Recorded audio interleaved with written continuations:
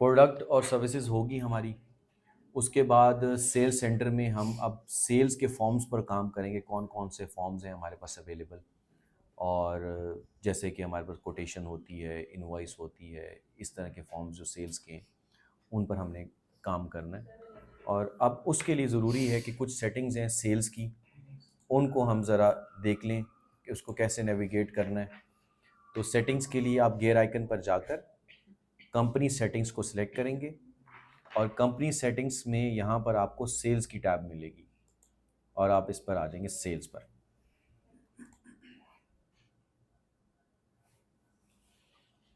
ठीक है, gear setting icon पर जाएंगे, कंपनी सेटिंग्स पर जाएंगे और उसके बाद सेल्स, यहाँ पर आपको नज़र आ जाएगा सेल्स का। सेल्स में सबसे पहले आपको सेटिंग्स में सेल्स फॉर्म कंटेंट मिलेगा कि जो भी सेल्स का फॉर्म है उस पर आपको कौन कौन सा कंटेंट चाहिए। जैसे कि पहला है प्रेफर्ड इन्वाइसेस टर्म्स, कि कौन सी इन्वाइस टर्म प्रेफर्ड होनी चाहिए। इन्वाइस की कोई टर्म है कि ड्यू ऑन रिसीट है, 10 डेज़ है, 20 डेज़ है, कितना टाइम आप दे रहे हैं। तो एक जो बाय डिफ़ॉल्ट आपको मिलेगा वो ड्यू ऑन रिसीट मिलेगा। ठीक है, यहाँ पर आप सेलेक्ट कर लेंगे। प्रेफर्ड डिलीवरी मेथड यहाँ पर नन है, आप इस पर कोई भी सिलेक्ट कर सकते हैं, जैसे प्रिंट लेटर, सेंड लेटर ये कर सकते हैं। शिपिंग अगर इन्वॉल्व है तो आप शिपिंग को इनेबल कर सकते हैं।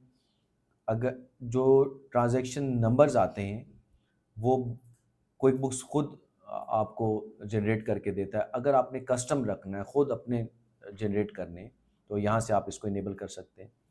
सर्विस डेट है और किस डेट को रेवेन्यू आपने रिकग्नाइज करना है उसके लिए भी यूज़ होगा, और किस डेट को सर्विस हमने प्रोवाइड की है ये इनेबल हो जाएगी। ये एक फील्ड ओपन हो जाएगी सर्विस डेट की। डिस्काउंट आप देते हैं या नहीं देते, ये फंक्शन इनेबल कर लें। डिपॉजिट्स कि इनवॉइस के साथ आप डिपॉजिट भी रिसीव कर रहे हैं, यानी कि कुछ पार्शियल पेमेंट अभी ले रहे हैं, कुछ बाद में लेंगे, तो ये आपको ऑप्शन मिल जाएगी इनवॉइस को। ये इनेबल करने से इनवॉइस करते ही आप कुछ पेमेंट रिसीव कर सकते हैं। एक्सेप्ट टिप्स वगैरह ले रहे हैं तो वो आप कर सकते हैं। टैग्स अगर आपने इनेबल किए तो आप हर इनवॉइस को या कोई भी सेल्स का फॉर्म है उसको टैग कर सकते हैं। नेक्स्ट आ जाता है हमारे पास इनवॉइस पेमेंट्स। अगर आप ऑनलाइन एक्सेप्ट करते हैं पेमेंट्स को तो आप इसको एक्टिवेट करें और इसको क्विक बुक्स का जो पेमेंट्स है उसके साथ आप लिंक कर लें। पेमेंट ऑप्शंस आपके पास आ रही हैं, वो यहाँ पर आप इंस्ट्रक्शंस वगैरह ऐड कर सकते हैं कि हर इनवॉइस के ऊपर आपको जो इंस्ट्रक्शंस मिलें आपके क्लाइंट को वो क्या होंगी, वो यहाँ पर आप ऐड कर सकते हैं। पेमेंट इंस्ट्रक्शन के अंदर आप बैंकिंग डिटेल बता सकते हैं, कोई लिंक आप शेयर कर सकते हैं। नेक्स्ट आ जाता है कस्टमर फाइनेंसिंग का। ये फीचर ऑन है, इसको हम डिटेल के अंदर अलग से कवर करेंगे, कस्टमर फाइनेंसिंग को किस तरह हैंडल करना है। अगर आप कस्टमर फाइनेंसिंग की तरफ जा रहे हैं तो ऑन ऑफ इसको कर सकते हैं। उसके बाद अगला सेक्शन है प्रोडक्ट और सर्विसेज का। ये जो हमने पहले किया उसकी ये सेटिंग्स हैं कि अगर आप चाहते हैं जी कि शो प्रोडक्ट और services column on cells form, हमें हमें चाहिए, हमें ज़रूरत है।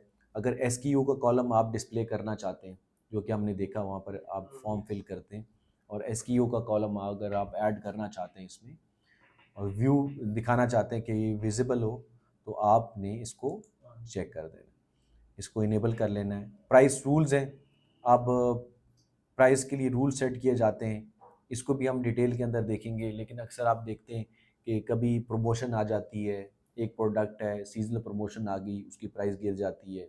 तो इस तरह आ गया, हॉलीडे आ गया, 25 दिसंबर आ गया, तो सेल आ गई, तो उसके लिए प्राइसेस को कंट्रोल करने के लिए नई प्राइस लिस्ट यूज़ करने के लिए प्राइस रूल्स हम यूज़ कर लेते हैं। अब हो सकता है कि मैं आपको 80% डिस्काउंट देता हूँ, इनको मैं 10% डिस्काउंट देता हूँ, तो हर टाइप के कस्टमर्स के लिए भी प्राइस रूल यूज़ होते हैं।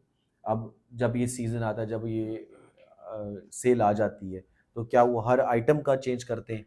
नहीं, वो इस तरह के प्राइस रूल सेट करते हैं। 2000 10,000 SKUs हैं, तो उनके लिए क्या एक एक आइटम को जाके आप प्राइस चेंज करेंगे? नहीं, आप प्राइस रूल सेट कर लेते हैं और उनके ऊपर अप्लाई कर लेते हैं। ये डिटेल में हम करेंगे। अगर क्वांटिटी ट्रैक करनी है, प्राइस रेट ट्रैक करना है, तो इसको इनेबल करेंगे, यानी कि यहाँ से आप अपनी इन्वेंट्री जो है ना, इनेबल कर सकते हैं। Track inventory quantity on hand, ये। उसके बाद रेवेन्यू रिकग्निशन का है, ये एडवांस में आपको मिलेगा। कौन सा IFRS है? 15 जो है इसको रेवेन्यू रिकग्निशन को डील करता है, और ये क्विक बुक्स में फीचर आ गया है कि आप इस तरह भी इनेबल करके, लेकिन ये एडवांस में है आपको मिलेगा, ये प्लस में आपको नहीं मिलेगा। क्विक बुक्स ऑनलाइन एडवांस में मिलेगा। नेक्स्ट आ जाता है आपके पास ऑप्शन है लेट फीस की। ये भी आप अप्लाई कर सकते हैं कि लेट फीस, अगर आप चाहते हैं कि ओवर ड्यू इन्वाइसेस के ऊपर कोई सरचार्ज लगे, और जैसे ही ओवर ड्यू हो गई, आपने आज 24 है, आज इन्वाइस कर दी, आपने कहा कि अगर आप 30 तक पे कर देते हैं तो वो नॉर्मल होगा, और अगर आप 30 से ऊपर पे करते हैं तो ओवर ड्यू हो जाएगी, तो उसके ऊपर आपको सरचार्ज पड़ेगा 5%, 2%, 3% अमाउंट, ये आप इस तरह चार्ज कर सकते हैं। यानी कि फ्लैट फ़ी भी कर सकते हैं और परसेंटेज भी कर सकते हैं। फ्लैट फ़ी है जी, अगर इन्वाइस ड्यू हो गई, ओवर ड्यू हो गई, तो 500 आपको चार्ज हो जाएगा। और परसेंटेज भी कर सकते हैं, अगर परसेंटेज आप करना चाहें तो 1%, 2%, जितना भी है वो कर सकते हैं। फिर इसके बाद ग्रेस पीरियड भी करते हैं। ये हम जब फंक्शंस करेंगे इसके परफॉर्म, तो इसको हम देख लेंगे। प्रोग्रेस इन्वाइसिंग, आप एक ही कोटेशन की मल्टीपल इन्वाइसेस अगर आप बनाना चाह रहे हैं, ठीक है, तो उसके लिए आप प्रोग्रेस इन्वाइसिंग यूज़ करेंगे। एक ऑर्डर आया है आपको, जो कि आपके माइलस्टोन बेसिस के ऊपर आपने करना है। कंस्ट्रक्शन का हमने डिटेल में किया, देखा, आपको IPCs भी दिखाई कि प्रोग्रेस इन्वाइसिंग किस तरह हो रही है, तो उसको हैंडल करने के लिए आप प्रोग्रेस इन्वाइसिंग यूज़ करेंगे। जब एक प्रोजेक्ट को आप माइलस्टोन बेसिस के ऊपर इन्वाइस करना शुरू करते हैं, तो प्रोग्रेस इन्वाइसिंग का फीचर यूज़ करें। फिर उसके बाद मैसेज है, सेल्स फॉर्म्स हैं आपके पास, invoice, estimate, credit memo, sale receipt, statements, refund. तो जब आप ईमेल करते हैं तो उसके ऊपर कुछ फॉर्म्स बने हुए मिलेंगे आपको, जैसे ये फॉर्म्स हैं। ईमेल का आपको कंटेंट मिलेगा, हर फॉर्म का अलग अलग कंटेंट मिल रहा है। तो इनके लिए आप यूज़ करने के लिए आप यहाँ पर बाय डिफ़ॉल्ट कंटेंट डाल सकते हैं। इनवॉइस के लिए आप अपना डाल सकते हैं, एस्टीमेट के लिए, और बाय डिफ़ॉल्ट भी आपको मिलता है। और हाँ जी, तो जब भी इस तरह, इसके बाद ये पूरा आपको एक स्ट्रक्चर बता रहा है कि आपने ग्रीटिंग यूज़ करनी है, कस्टमर का फुल नेम यूज़ करना है या कंपनी नेम यूज़ करना है, डियर करना है या ब्लैंक छोड़ना है। अब जैसे कंपनी को आप अगर आप कर रहे हैं तो कंपनी नेम आ जाए, तो डिपेंड करता है कि आपके क्लाइंट किस तरह के। सेल्स फॉर्म आ गया, सब्जेक्ट इस तरह आएगा आपके पास, ईमेल इस तरह होगी, और CC अगर आपने करना है वो आप ऐड कर सकते हैं, PCC ऐड कर सकते हैं, और इसी तरह सेल्स फॉर्म जो हैं आपके, यहाँ पर आप सिलेक्ट कर सकते हैं। और इसके बाद दूसरा हमारे पास आ जाता है रिमाइंडर्स का। यहाँ से ऑटोमेशन आप अपनी यूज़ कर सकते हैं कि आपने रिमाइंडर सेट करने हैं। किसके रिमाइंडर्स हैं? ये रिमाइंडर है आपके पास, इनवॉइस का रिमाइंडर है, और इनवॉइस के रिमाइंडर आप सेटअप कर सकते हैं। 3 दिन का यहाँ पर है, फिर ऑन ड्यू डेट है, 3 डेज़ आफ्टर ड्यू डेट है। तो 3 दिन पहले एक रिमाइंडर चला जाएगा क्लाइंट को, 3 दिन ड्यू डेट पर चला जाएगा, 3 दिन बाद चला जाएगा। तो इस तरह आप अपने रिमाइंडर्स को सेट कर सकते हैं, और उनको ऑटोमेट भी कर सकते हैं कि इनवॉइस के रिमाइंडर खुद ब खुद ही ईमेल चली जाए। तो अच्छा है, आपको याद नहीं रखना पड़ेगा।